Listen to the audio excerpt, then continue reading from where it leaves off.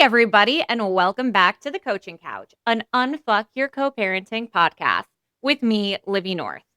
This is where I break down real life questions, just like we're sitting on a couch or venting over drinks. No fluff, no bullshit. If you're dealing with a high conflict, toxic co-parent, this is the place for you. And today, in honor of all those frustrated co-parents out there who are trying to get ready for spring break or trying to plan those summer vacations, we're going to be talking about one of the most consistently explosive topics in high conflict co-parenting: travel. Because on paper, travel is supposed to be simple. You plan a trip, you coordinate schedules, you go and have fun. But when you're dealing with a high conflict or controlling ex, travel is like constant last minute demands, withheld information, struggles over passports, and just a whole lot of manufactured urgency. So, in this episode, I'm going to break down what actually happens when travel becomes a fight. We'll talk about the patterns that show up, and of course, answer questions from people across the country and possibly the world who are dealing with the exact same bullshit as you. Because at the end of the day, it's not about vacations, it's about control, predictability, and access to your children. So let's talk about the dynamics and let's zoom out for a second. Because travel is one of the few situations where like the timeline really matters, logistics really matter, and both of you are going to feel a heightened sense of risk. And that combination creates the perfect environment for conflict. So let's talk about some of the most common things I see with myself, my partner, and all of my clients, DMs, everything when I hear about travel. First is going to be this concern. And if you're listening, I am definitely using air quotes. You're going to hear things like, I just need more details. I'm not comfortable with the plan. This just doesn't sound safe. And sometimes the concern is real, but in high conflict dynamics, it's most often about them being able to delay, disrupt, and control you. It doesn't have anything to do with whether or not they're actually going to be concerned about what you're doing with the kids. The second thing I see a lot is using information as leverage. And again, this kind of goes to control. So this is going to be requesting details, flight information, hotels, contact. And not only that, it's going to be super fucking urgent when they request it. And all of that kind of becomes like currency. So if you're the person traveling, you might be getting having all of these requests made of you, and you just feel like you're giving, and nothing's ever enough. But on the flip side, one parent might also be withholding that information and, kind of like the basic bare minimum, or, change last minute expectations, not coordinate, and do things that are really meant to create pressure. Which brings us to the third thing: timing, pressure, and manufactured urgency. Because I swear to God, this is like their favorite fucking thing, right? So they might have been okay with the trip that you're going to take, and all of a sudden there's a issue that's going to happen last minute, and they're going to demand an immediate response. And this is going to really force you into making emotional decisions or scrambling or just reacting quickly. And sometimes they don't even care about the outcome. They just care that you're scrambling. They're also going to do things that are going to amplify fear. Because like I said, anytime your kids are traveling, they're doing something different. I don't care what age they are. It's going to have a little bit of a heightened sense of anxiety. And some of that might be real, especially it might be real on your part as well. So this has to do with safety, distance, loss of control for both parties. And a high conflict ex is often going to either amplify those fears and weaponize them, or they know you are fearful and they're going to kind of do the reactive abuse and try to get you to be fearful. Maybe they'll withhold information to amplify your anxiety, or, purposely tell you things that they know are going to set you off that aren't going to matter in court. Especially when this comes to international travel, if they're traveling with new partners, going to unfamiliar locations, all of it. And the underlying pattern, and this is the part that people sometimes miss, is that travel conflict is like never actually about the travel itself. It is about control over time, control over access, control over decision making, and ultimately control over either your ability to enjoy your trip with your children or your ability to fucking relax while your kids are traveling abroad or out of wherever with your ex. So this is really where we have to reframe it, and you have to treat the logistical problem, you have to treat it like a logistical problem, or you're just gonna stay stuck because it is so easy to continue to explain, to justify, to accommodate. When the issue isn't clarity, it's control, you're going to drive yourself insane trying to make your co-parent, quote unquote, happy, and really all you're doing is making yourself miserable. So I'm going to quickly share 8 tips, which I am going to get into more. I'm going to do a mini episode and a YouTube video on these 8 tips for travel. But basically, here is the basis of how I recommend everybody look and think about travel. Number 1, whenever they bring up an issue, you got to use a filter. And the filter is this required? So before responding to anything, before taking the bait, you got to kind of just think, are you required by your MSA or parenting plan, court order, whatever, to share this information? If you are, provide it once. If you're not, but it's like reasonable, okay, fine, share it, but know that it's not required. And you don't have to provide incredibly granular details. And if it's not required and kind of over the top, don't engage. And this is where you can lose control. Because if you do start doing that, they're going to keep asking, and then you're going to run yourself rampant into the ground just trying to answer all of their responses. Second thing, one and done. This is my response rule for everything. One response, and then you're done. You don't need to continue, even if they ask. Provide the required information and do not relitigate it. Okay? One and done. 3, slow down the timeline. This is going to go to the fake urgency, right? Like when they're like, oh my God, I need this right away. Take a second, take a breath. Not every message needs an immediate response. Think through when the actual logistic timeline should be, not whatever your ex is saying.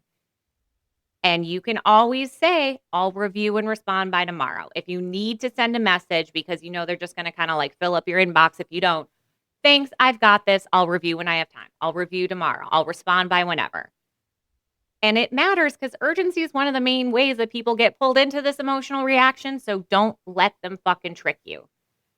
Tip number 4, pre-plan for conflict. Like, you know this is going to happen. Before you even send the travel information, you should already kind of decide, what are you going to share? When are you going to engage? And when are you going to pull back? You've been through this rodeo before, most likely with this person. Use that knowledge to kind of mentally prep and kind of to say, if they ask for daily details, this is how I'm going to respond. If they object to last minute, or if they object last minute to something, I'm going to proceed unless legally required. Whatever it is, just kind of think through it. Number 5, once the decision is made, once they have said okay, do not negotiate anymore. And this is so big because once a trip is planned, you're within your rights. Obviously, read your parenting plan and MSA. None of this is legal advice. You're informing, not negotiating. So don't ask, is this okay? Does this work for you? You need to come at this of, here are the travel details for my parenting time. You are not asking permission unless your MSA or custody plan says you have to, but you don't want to invite any opportunity for them to try to control. 6, separate risk from discomfort. Because, yeah, especially like if this is the first time your kids are traveling abroad or traveling far away from home, that's scary for us. Fine. We need to separate that from, is this actually risk or is this discomfort? I don't really trust my co-parent to make great parenting decisions, but will they keep the children alive? Right? And then also the fear of the conflict. Like, are you not traveling because you're worried about him or her being a total asswipe and just making everything miserable. Is that probably going to happen? Yes. Is that a risk to the trip, or is that just discomfort that you have to learn how to deal with? 7, accept the pattern so it stops working. So, like I said, kind of before you share the travel details, think about what you're going to share. Afterwards, expect the last minute objections, the moving of the goalposts, the excessive demands, and stop treating them as a new problem. Again, this is the internal shift. You got to think, "Oh, he's doing it again. Oh, she was doing this. This is what I expected." Because predictability really removes that emotional charge and allows you to think more rationally. And then final one is regulate yourself before you respond. If you know you are in a heightened state, you've been dealing with all of the travel plans, you've been working really hard on everything, and they're throwing last minute stuff and you're frustrated, make sure you are regulated before you respond. Do not respond when anxious. Don't respond when defensive. Don't respond when you're rushing off because you're at the airport. Because this is going to lead to times when you might over explain, over accommodate, or unintentionally escalate because they're being fucking insane and respond with the level of frustration you feel. Basically, if your heart rate is up, do not respond. So those are my 8 tips, and I have a feeling that these questions are probably going to get to examples of how we can use them. So again, these are not pre-read. I've had them just kind of consolidated for me, and I have a wonderful list of questions that I'm just going to respond to as if this was something being brought to me in a bar or in a coaching session. All right, let's get into it. Number 1, and this is going to be from an overwhelmed mom in Virginia. I feel ya. All right, and she writes, I have a trip planned in 2 months, and my ex is already asking for every single detail. Yup, see this coming.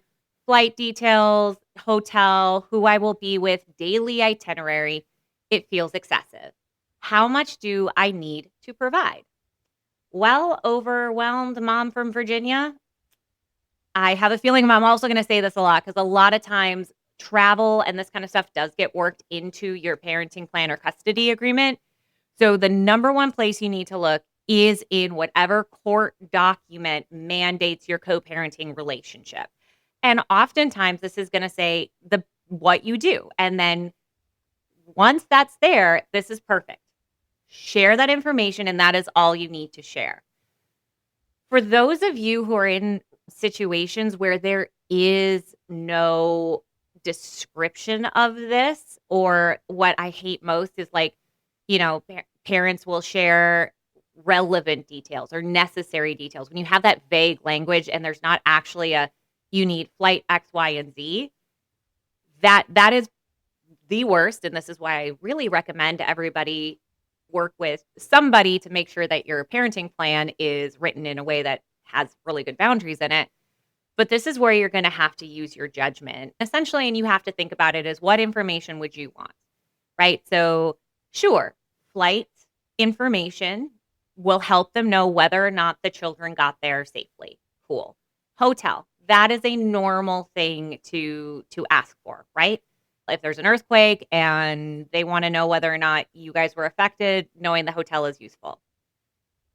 Who I will be with. This is where I would use the framework of would you know that on a daily basis? And I really hope the answer is no. If you have another adult traveling, like if it is a partner that you are really trying not to let them know is going to come, you probably do. You probably should be giving them that information. If it's going to be someone who's spending the night in the same hotel room. But if it's just like, we're going to go visit my friend for a couple of hours, that is not needed information. That if you were going to go visit a friend that lived really close to you here and you were going there during your parenting time, that is not required. Same thing with daily itinerary.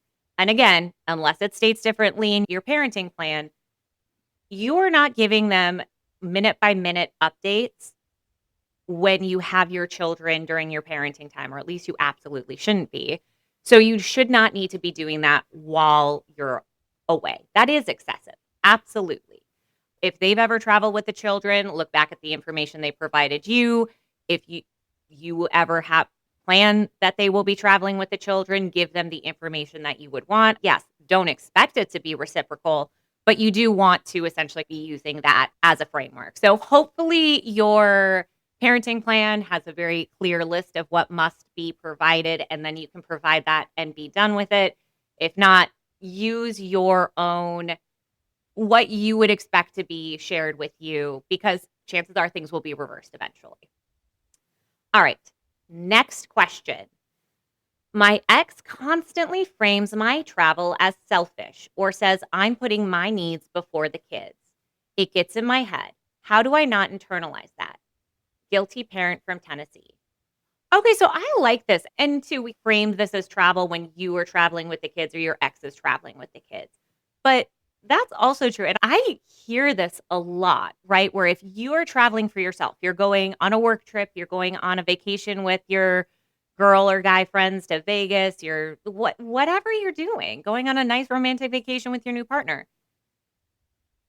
Do not give two shit. Like your ex is, if they're telling you that your travel is selfish, they know that you are insecure about whether or not you were a good parent and that they can probably weasel that in and get to you. And the fact that you're writing me means that it's working. But it is not selfish to take care of yourself. It is not selfish to go on a trip when you do not have the children. It's not selfish to rearrange your schedule so you can go on a trip. I don't care what you're doing. If you are going and taking care of yourself so you can go have fun with friends, visit family, go on a work trip, whatever it is, you have the kids, whatever percentage of time you have them, and what time you don't is your time and the best use of your time. So you can be a good parent when you have your kids is to do something fun and restorative. So fuck off to your ex trying to make you feel selfish. And I know it's really easy because we all want to be good parents. And that is, I think, I don't think I've worked with a single client who hasn't had this as some sort of internal insecurity where they were worried about, not being a good enough parent or not filling the void enough for them. But yeah, absolutely. This is bullshit. Just 100% bullshit. All right, next one. My ex says I need to ask permission for any overnight travel, even during my custody time. That doesn't feel right. Is that enforceable? Questioning dad from Ohio. So, same answer. You got to look at your parenting plan. So I, and again, none of this is legal advice. I never give legal advice. No legal advice. Not a lawyer. Nothing I say should ever be construed as legal advice. But definitely check your parenting plan first, because that is going to be, or whatever court document you have, that is going to be where it is going to tell you whether or not you need to. Permission, and this is where I'm kind of balking. Like most parenting plans or custodial arrangements would tell you that you need to inform. But if you have joint physical and legal custody, there is no asking permission. Your parenting time is your parenting time. So there might be, and again, check, because I have seen some really crazy things written into parenting plans. Check to make sure it doesn't say anything like that. But for most cases, permission is the wrong word. Inform. It is very common to see that you have to inform your co-parent if the children are traveling overnight. And again, that's just like a safety thing, right? If there's an earthquake in the neighboring city, they want to know whether or not their kids were there. Fine. And that's inform. But it does not generally say permission. Generally, especially if you have shared legal and physical custody, you don't get to tell the other parent what they can and cannot do during their parenting time. It is their parenting time. So when you say it doesn't feel right, yeah, it probably isn't. Again, check the things. It is really common that you will see kind of those toxic, high conflict co-parents leaning on your personality and probably the fact that you are very amicable and you want to make everything happy and nice and whatever. And they probably are not used to you pushing back a huge amount. And so they will do things like make it seem like they need to give permission, or make it seem like if you do something, they'll threaten to take you to court, or they'll threaten you'll be hearing from my lawyer, whatever. And a lot of times that's exactly what it is. It's empty threats and they're trying to see how far that they can push you. But really always going back to the parenting plan. But if you have full physical and legal custody, nobody gets to tell you what you get to do during your parenting time. Next, I'm worried my ex will try to create an issue while I'm already on the trip, like blowing up my phone or threatening something. How do I prepare for that? First off, oh, and this is from, sorry, anxious mom from Georgia. First off, Georgia mama, great job anticipating this because, yeah, they probably will. Like I said in my pattern section up top, they do not want you to be having a good time and not thinking about them, like when it comes down to it, right? So, yes, they will 100% try to do shit. And the best thing that you can do is anticipate what they're going to try to do and prep yourself mentally for it. So, for something like phone calls, know what your requirements are. So, again, if you are one of those unfortunate people to have nightly phone calls written into your parenting plan, you can set the boundary within whatever the context of your parenting plan says. Kids will be available between 6 and 7 for a call. For mine, for example, it's every 3 days. And I would say this is the time in the morning right after they wake up before we have breakfast. And again, the filter of what is reasonable. Would a judge give two shits if parent A didn't get their phone call because you said they were available at 7 a.m. and they didn't call until 6 p.m. and then they were going to blow up your phone saying, I didn't get my daily phone call. Okay, well, I told you when you could call. I'm on vacation. The kids should be allowed to enjoy the vacation. And again, frame it on the kids. But it's true. Like you should, if you're taking your kids on a trip, you're at the beach, you're going to an amusement park, whatever you're doing, trying to craft your day around when they can talk to the parent that doesn't have custodial time is bullshit. So if you don't have required phone calls written in, my recommendation is do not do them. If the kids ask to call mom or dad, let them. Like, I would never turn down my children asking to call the other parent unless it's like we're in the middle of Death Valley and I don't have cell phone service. But I mean, they never do. They're excited about whatever the fuck they're doing. So unless you have to, I would not answer the phone. And at the end of the night, say like, "Hey, we're busy. We are on vacation. Please only call me if there's an emergency." So again, thinking through how you set up those boundaries before you go based on what you think that they're going to do. So with phone calls, which again is super common, it is pretty easy to think through what is required. If no phone calls are required, you are not required to answer. And I would set up your own rule. I will check my phone once a night. I will respond if they've called stating, sorry, we were busy all day. We are on vacation. The children are asleep. They can call you when they get back. We are on vacation. If there is no phone call required, we are on vacation. Unless it is an emergency or the children ask to talk to you, fuck off. Obviously, don't say fuck off in the message, but you can be thinking that. Don't just worry about the phone calls to the kids, right? Like they're going to call and there's going to be an emergency. Grandma's going to be sick or, oh my gosh, we need to buy them cleats. Like, I don't care what it is. Like they will figure out a way to try to manufacture an emergency and pull you in. So if it's not that they're targeting the kids, they're also possibly going to try to target you to take your time and attention away from the vacation. And again, that filter, is this real? Is this really an emergency is so important. So for one, I would say written communication only. Like, I'm not going to answer a phone call. We're on vacation. Please, if they blow up your phone, call 10 times. Say, hey, we are on vacation. Can't answer right now. Is it an emergency? Please write what's going on.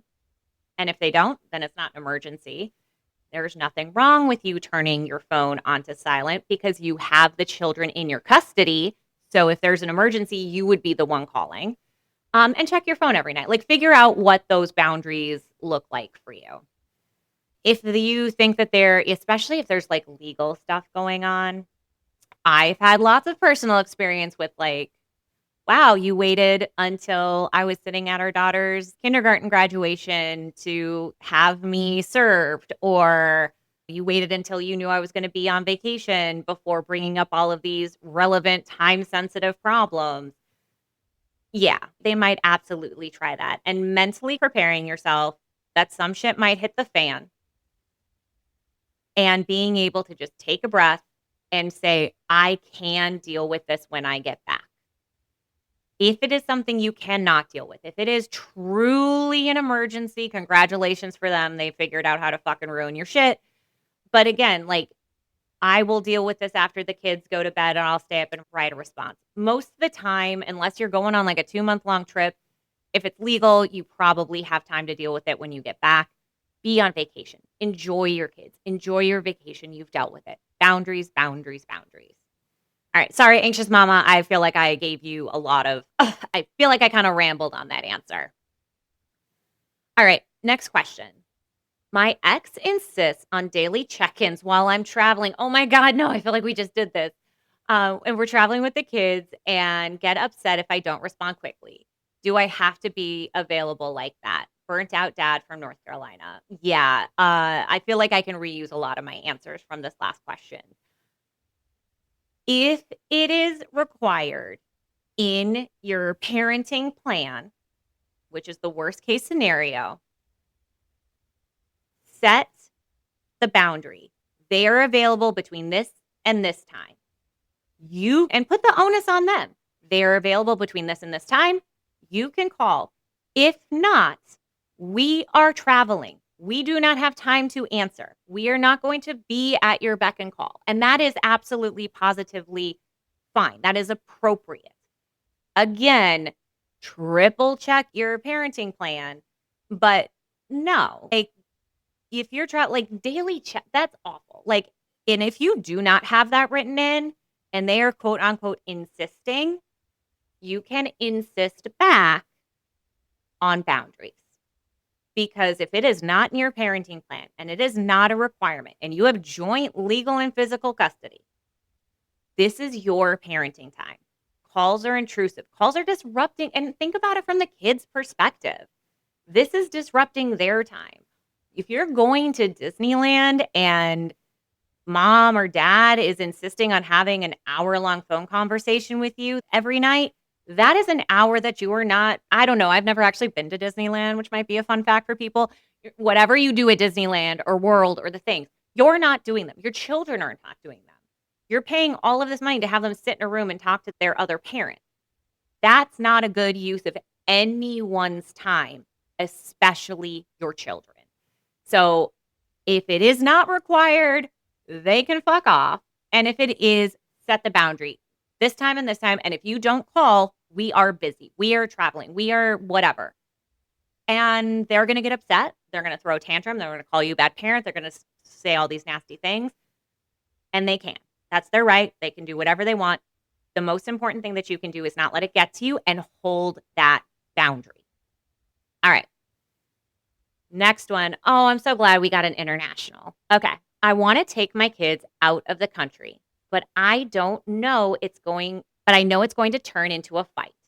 Is international travel even worth it in a high conflict situation? Oh, I love this question. I love and hate it at the same time. And this is from Debating Mom from New York. Is it worth it? Is a personal question. I do not think that there is an answer for everyone. For me, I love international travel and it is 110% worth it. I luckily have very strict rules that were written into the MSA. They're very explicit about how, what, and because my ex is actually a dual citizen, he was the one who wanted to travel internationally with the children. Ergo, there's a lot of ability to travel internationally. And it's still awful and painful and horrific trying to organize and get passports and everything. And this is the hard part. And this is what I want to be real. So international travel does require a lot of touch points between you and your co-parent. So, and again, it's going to be very dependent on how your parenting plan is written and what they are required and not required to do. So if there is nothing about international travel in your parenting plan, and you're not planning on going back for a modification anytime soon, you are going to be more or less dependent on their goodwill to sign documents. Like they have to be there to get a passport. When you travel, you do need a notarized letter. If you're traveling alone with the children, you need a notarized letter from the other parent with legal custody stating that they are allowing you to travel. They have to sign it and get it notarized. You might have to go to appointments at the embassy or consulate in order to get the passport, depending on whether or not your kids already have them. So there are a lot of opportunities for them to fuck up your shit. And so it is really a question of what is required in the parenting plan. Because, and again, just because it's in the parenting plan doesn't magically mean that they're going to do it. It just means that they are more likely to respond when you have a little bit more recourse as far as like filing motions to compel or for contempt, things like that. Talk to a lawyer.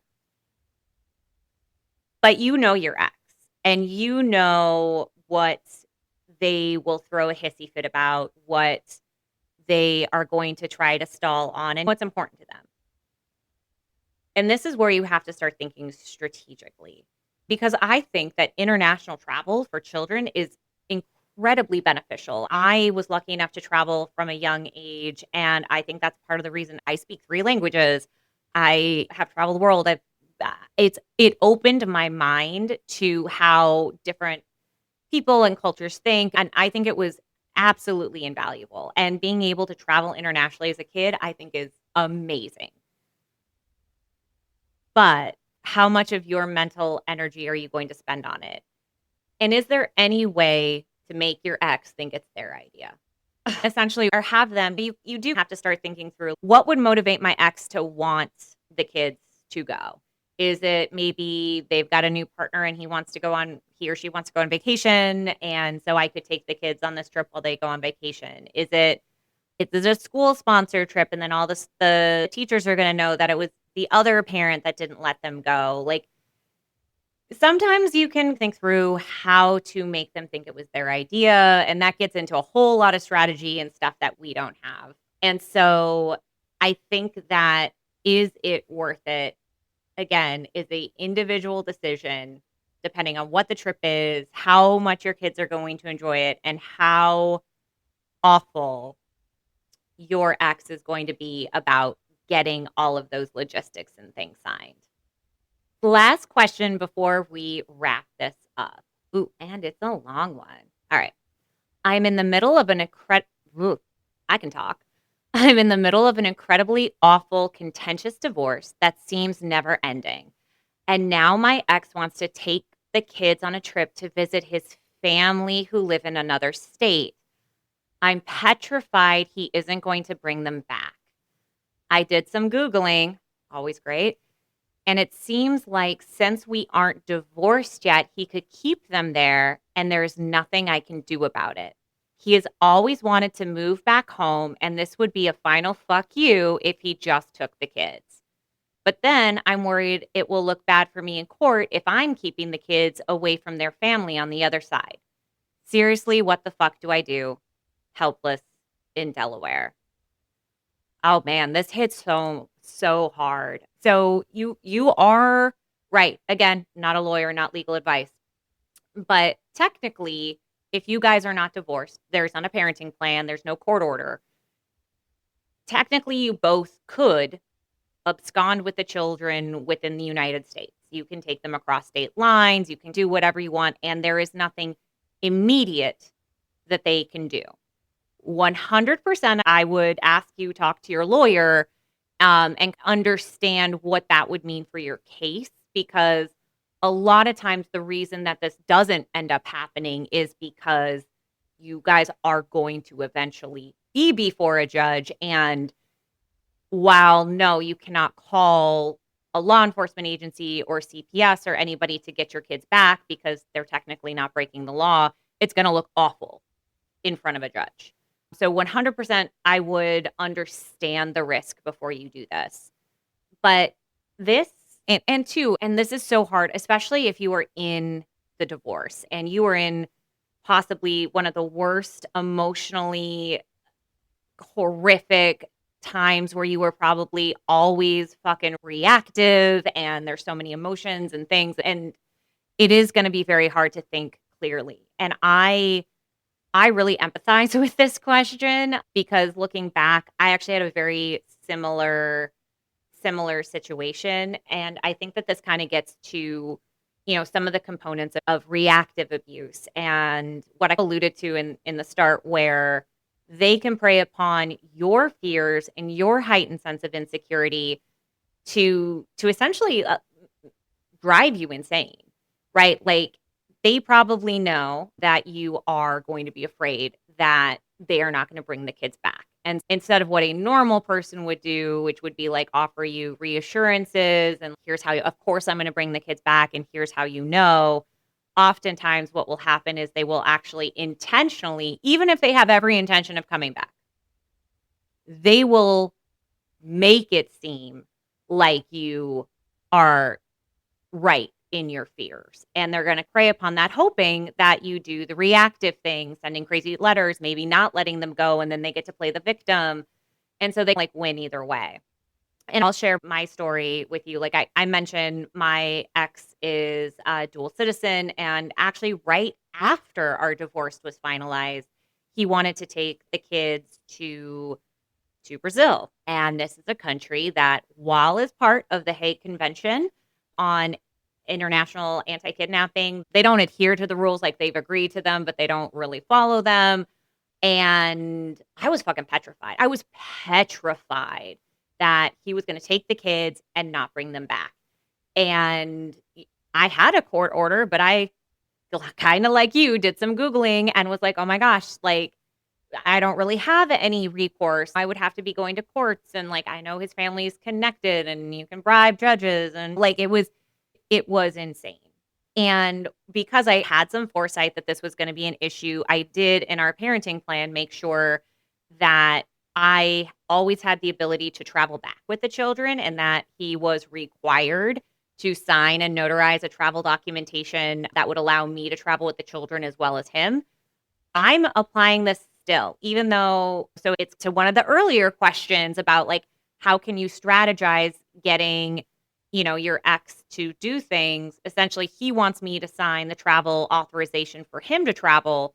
So I will exchange the travel authorizations. So I still have the right to travel back with the kids per our court mandated agreement. I not choosing to exercise this, but I would like you to sign and notarize this beforehand. You sign and notarize yours. I'll sign and notarize mine. We can exchange it. Anyway, sorry, going back to the original story. So, and he was doing everything. He was not giving me the information. He refused to give me flight itineraries. He refused to tell me what day they were leaving. And remember, this is the first time they travel internationally without me. They were going to be gone for 3 weeks. And I was petrified that they weren't going to come home. I didn't know where they were going to be. Brazil's not the safest country. Like, I know his family generally is pretty decent. But it was all of those initial fears, and I was still pretty early in the divorce and letting go process. So I was worried he was not going to be there. I mean, we had gone to Brazil.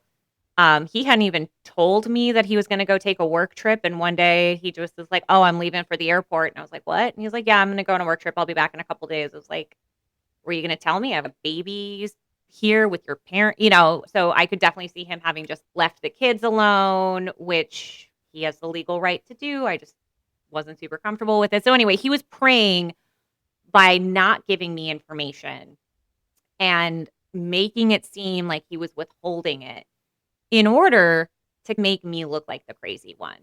And when I look back, I almost exercised my right to travel back with the children because I was so convinced he wasn't going to come home. Because like you, he always wanted to move back to Brazil. He had absolutely had the means to survive there. I mean, he has a really good job here, but he could do it remotely, or he could quit that job and just work down in Brazil. Like, he had all the means. And it would be that final fuck you. And fucking petrified. And I almost bought a ticket almost had my partner buy a ticket so he could come down and help me if I had to, like, physically go and bring the children back. And again, I was in that very reactive state, and I had to take a breath and think through, I don't need to spend this money right now. I don't need to get the ticket. If he does not bring the children back, I have been to Brazil a ton of times. I speak fluent Portuguese. I can fly down there. I can find the kids. The way I have this written, like, I could get them back. I could physically go. It wouldn't have been fun, but I physically could have dealt with that situation. And then he would have lost custody. If I could have physically gotten the children back to the United States and he had absconded and tried to keep them international, he would have fucking lost everything. And I had to, like, really logically walk myself through that. So getting back to your question, this is why I think you should talk to your lawyer. Understand what the repercussions for your ex would be if he did do that without telling you, absconded with the children, moved to a different state, withheld the kids from you. And yes, and I know this is going to be super painful to hear. Understand, if he were to do that, what does that mean? What would your recourses be? Like, could you drive and go get them? Physically, think through logistically what would happen and try as hard as you can, and I know it seems impossible, to remove yourself and all of the emotions from it and just think strategically, what could you do? And then what would happen to him if he does that? And I was able to flip it in my head to go, if he does do this, I am like 99% sure that I could probably get my kids back. I know where they go. I know what they do. I could definitely go find the kids. I have a travel authorization. I could bring them back, and then he would lose custody. And flip it around in my head to where it was, he would be the ultimate losing party if he did that. And that was enough for me to be able to, like, chill the fuck out, come home, not buy the tickets, not basically spend 48 hours in the air just to go escort my children on an overnight flight home to Brazil, which who fucking wants to do that? He ended up coming back. The kids were fine. We are now in the process of planning another trip to Brazil, which is going to be fucking great. Super excited for it. Sarcastic, if you guys couldn't tell. But it is so hard because everyone's ex is different. But I say that story because reactive abuse and them trying to essentially prey on your insecurities and prey on your anxieties to make you look like the crazy one and make you do something that is going to be reactive in court is real, and it happens all of the time. So talk to your lawyer, understand what the repercussions are, and try your best to think through it strategically. And good luck. I am wishing you a speedy resolution to what you described as, I think, everybody's long, contentious, incredibly awful divorce, because fuck it. They're all fucking ridiculous. All right. So that is all that we have time for today. And if this is what you're dealing with, let me just say, you are not crazy. You are not overreacting. And yeah, you are allowed to be really fucking frustrated because this shit's frustrating. If you've got a situation that you feel is completely unhinged or a question you want me to break down, like we're just chilling on the couch together, send them my way. You can email Livy, Livi, at unfuckyourcoparenting.com, or you can send me a DM at unfuckyourcoparenting on Instagram or TikTok or any of the socials. And if nothing else, take a breath. Don't take the bait. And I'll see you guys in the next one.